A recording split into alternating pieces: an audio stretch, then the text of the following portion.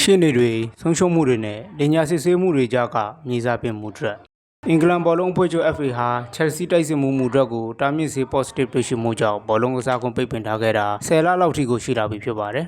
အသက်24နှစ်အရွယ်ကစားသမားဟာ2023ခုနှစ်ကမှယူရိုတန်း80နဲ့ချက်လ်ဆီကိုရောက်လာသူဖြစ်ပြီး83ပွဲသာကစားရသေးချိန်မှာအခုလိုဖြစ်ဆိုကြီးထွက်ပေါ်လာခဲ့တာဖြစ်ပါတယ်အခုတော့မူဒရက်တရားရုံးမှာတရားစွဲခံနေရပြီဖြစ်ပြီးဘာမှတည်တည်ချာချာပြတ်ပြတ်သားသားမရှိသေးတာပါ FA ရဲ့စုံစမ်းစစ်ဆေးမှုတွေကလည်းဆက်လက်လှုပ်ဆောင်နေဆဲဖြစ်ပြီးအရေးယူမှုကလည်းတိကျပြတ်သားမှုမရှိသေးပါဘူးနောက်ဆုံးသက်သေအထောက်ထားတဲ့ခုချိန်ထိတိတိကျကျ detail ပြောလို့မရသေးတာဖြစ်ပါတယ်မူဒရက်ကတော့ Morgan Sport လောကနေတရားရင်ဆိုင်နေရပြီးအရင် Paul Pogbaလက်ဝှေ့သမားတီဆန်ဖူရီတို့လူကစားသမားတွေကိုတာမြင့်စေကိစ္စနဲ့ရှင်းနေလိုက်ပြီးခဲ့တဲ့ကုမ္ပဏီဖြစ်ပါတယ်။တာမြင့်စေတွေ့ရှိချက်ကနဦးပေါ်ထွက်လာကြတဲ့ကမူဒရက်အနေနဲ့ဒါကိုချက်ချင်းချင်းဆိုခဲ့ပြီးသူ့အနေနဲ့ဗာတာမြင့်စေကိုမှတုံးဆွဲထားခြင်းမရှိဘူးလို့ဆိုပါတယ်။အခုလိုတာမြင့်စေတွေကိုတိတိရက်နဲ့တုံးဆွဲတာမျိုးမရှိကြောင်းကိုသူ့ပတ်ဝန်းကျင်ကသူတွေကလည်းမိုဒရစ်နဲ့တူထုတ်ဖော်ပြောဆိုမှုတွေရှိခဲ့ပြီးအဲ့ဒီထဲမှာချက်လ်ဆီမန်နေဂျာမာရက်စ်ကလည်းအပါဝင်ဖြစ်ခဲ့ပါတယ်။ဒါပေမဲ့ဓာတ်ခွေးခန်းရလဒ်တွေရမူဒရက်ရဲ့ကိုယ်ထဲမှာနှလုံးသွေးကြောဆိုင်ရာဆေးဝါးဖြစ်တဲ့မယ်လ်တိုနီယမ်ကိုတွေ့ရှိခဲ့ပြီးယူကရိန်းလက်ရွေးစင်တဲ့အတူရှိချိန်မှာစစ်စစ်တွေ့ရှိခဲ့တာဖြစ်ပါတယ်။ဒီကိစ္စကိုမီဒီယာတွေက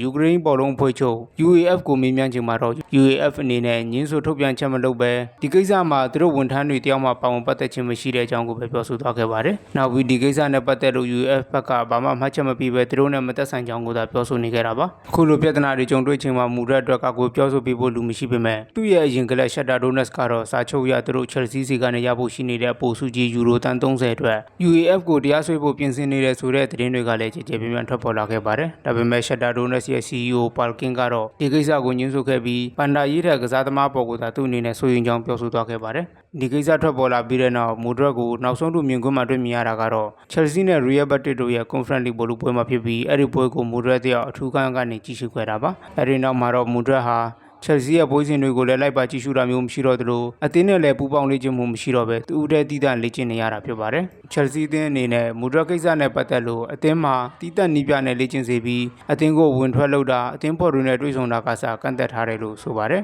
။လက်ရှိအချိန်အရမူဒရက်အနေနဲ့လေးနှစ်အထိဘောလုံးလောကအနေတာမြင့်ပိတ်ပင်ခံရနိုင်တာဖြစ်ပြီးတရားရုံးရဲ့ဆုံးဖြတ်ချက်ကို FA ရဲ့စေဝါမြုံနာမှုတိုက်ဖြတ်ရေးခုံရုံးကနေအယူခံဝင်ခွင့်ရှိနေပါတယ်။အဲဒီနောက်ဆွစ်ဇာလန်မှာရှိတဲ့အားကစားဆိုင်ရာတရားစီရင်ရေးခုံရုံးကနေလည်းထပ်မံအယူခံဝင်ခွင့်ရှိနေသေးတာပါ။ပေါ်ပဘာရဲ့မှုတော်ကအဲဒီလိုအယူခံဝင်ပြီးပြန်လည်ကစားခွင့်ရခဲ့ပေမဲ့သူဟာကြားထဲမှာ18လလုံးလုံးဘောလုံးလောကနဲ့ဆက်သွယ်ပြတ်တောက်သွားခဲ့ပါတယ်။ဒါကြောင့်ဘလို့အကြောင်းအရာတွေပဲရှိနေပါစေမူဒရက်အနေနဲ့မြက်ခင်းစိမ့်တွေပေါ်ပြန်ပြီးချိန်ချဖို့ဆိုရင်တော့နှစ်အတန်ကြာဆောင်ဆန်းရမှာဖြစ်ပြီးခံမသိရင်တော့ကျွန်တော်တို့သူ့ကိုမြက်ခင်းစိမ့်ပေါ်မှာပြန်လည်းမမြင်ရတော့တာမျိုးလည်းဖြစ်လာနိုင်ပါတယ်